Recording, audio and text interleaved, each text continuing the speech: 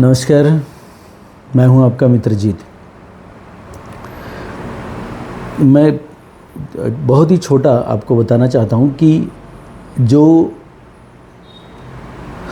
अपनी खोज करने का जो अभ्यास है, प्रयास है, उस विषय में हमारे भारत में, भारतीय संस्कृति में, सभ्यता में 9 दर्शन माने जाते हैं। दर्शन का अर्थ होता है, सबसे पहली बात, कि जिसे हम प्रत्यक्ष रूप में अनुभव कर सकते हैं, जिसका दर्शन ले सकते हैं। तो ये मूलतः 9 दर्शन हैं, जिस 9 पद्धतियाँ हैं, जिन पद्धतियों से हम अपने आप को पा सकते हैं। उनके 2 मुख्य विभाग हैं। एक जिसको बोलते हैं आस्तिक विभाग, और जो 6 उसमें षड्दर्शन आता है आस्तिक विभाग में, और जो दूसरा है वो नास्तिक विभाग है। उसको 3 उनमें दर्शन आते हैं। इसका सीधा विश्लेषण ऐसा है, आस्तिक किसे कहते हैं? जो मानते हैं कि वेद ही जो है वो ईश्वर निर्मित है। और जो 3 दर्शन है जो नास्तिक में आते हैं, वो मानते हैं कि वेद ईश्वर निर्मित नहीं है, इसलिए वो विश्लेषण के लिए उपलब्ध है।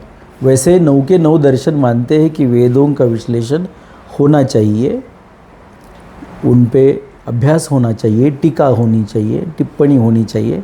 सारे के सारे दर्शन मानते हैं, लेकिन पहले षड दर्शन में जो हम उनको ये करेंगे, जो सांख्य योग है, जिसे मैं हमेशा क्वांटम फिजिक्स कहता हूँ।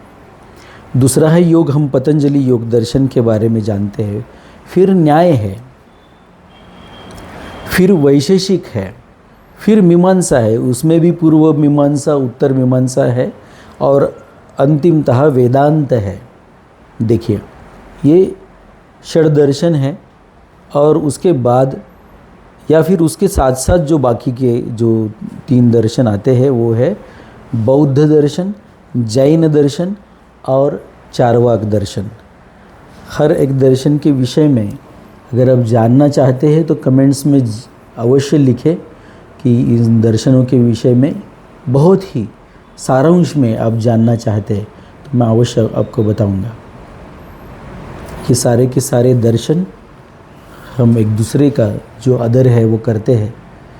इनका सारे के सारे दर्शनों का इनमें भेद मानने की कोई आवश्यकता नहीं, क्योंकि ये सारे के सारे दर्शन हमें हमारी पहचान देने के लिए किए गए हैं। ये परंपराएं चलाई गई है, ये आप समझिए एक दूसरे के लिए है, एक दूसरे में सम्मिलित है।